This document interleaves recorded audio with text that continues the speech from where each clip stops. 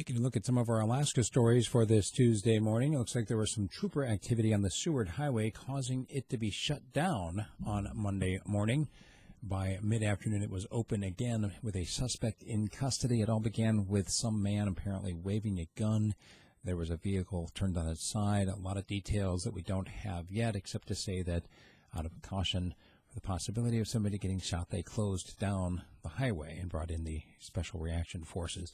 In Fairbanks, police sent out a Nixle alert warning residents to avoid the First Avenue area near the David Salmon Tribal Hall and Chena Bingo because of police activity in that area. Once again, no details went out immediately about what was going on. That happened about 10 till 2 yesterday afternoon. The legislative session hit the 90-day mark with a whole bunch of work still remaining to be done. Normally, because of the 90-day limit set by voters, they reserve only the overtime. They have to go to 121 days as the Constitution allows them to. That's just for the tough things like the budget. Well, in this case, a lot of work is still scheduled.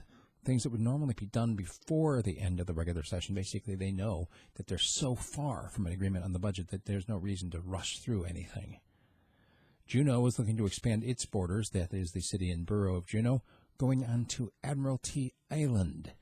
They're having to have some negotiations now with the locals that live there.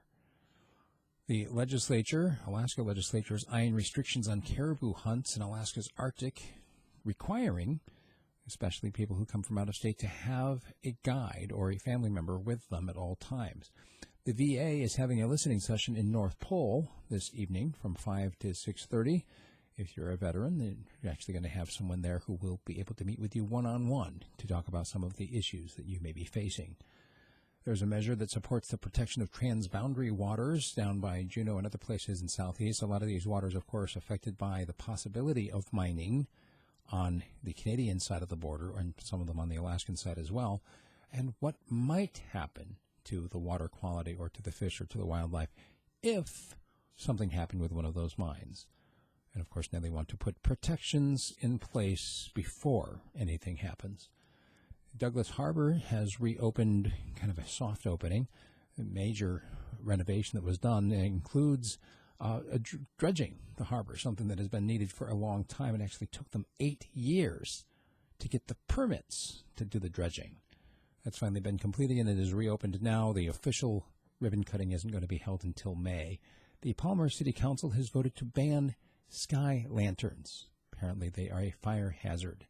And there are big issues going on right now with the school board.